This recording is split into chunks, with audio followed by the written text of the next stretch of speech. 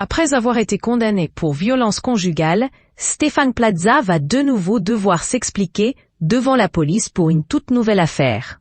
En effet, le lundi 5 mai 2025, l'agent immobilier a été arrêté à son domicile dans le cadre d'une enquête pour trafic de stupéfiants. En effet, il est soupçonné d'être un client régulier et un acheteur de stupéfiants. S'il a été relâché sans poursuite, Stéphane Plaza a vu son domicile être perquisitionné par les agents de la police.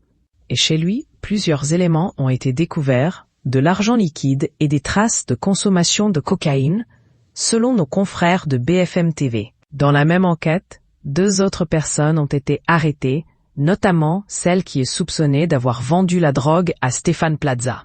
Le procureur de la République a décidé d'une mesure alternative aux poursuites judiciaires, ce qui signifie que l'infraction a tout de même existé, précisent nos confrères de BFM TV. Ainsi, Stéphane Plaza va devoir verser 3 000 € à une association d'aide aux victimes. Depuis 2024, la police judiciaire de Seine-Saint-Denis enquêtait sur un trafic de cocaïne à destination, en particulier, de clients parisiens.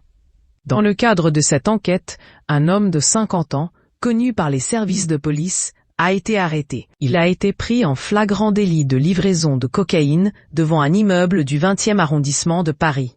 Son appartement a alors été perquisitionné et 300 grammes de drogue ont été saisis. Cette arrestation met alors à mal les anciennes confidences de Stéphane Plaza, qui avait indiqué lors de son procès pour violence conjugale n'avoir jamais consommé de la drogue. Stéphane Plaza avait reçu la question du président d'audience de savoir s'il consommait de l'alcool.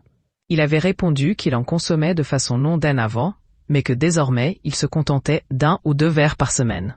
Et à la question de savoir s'il consommait de la drogue, Stéphane Plaza avait répondu à l'époque « Jamais, jamais », indique Maxime Chieruzza, journaliste police-justice de BFM TV.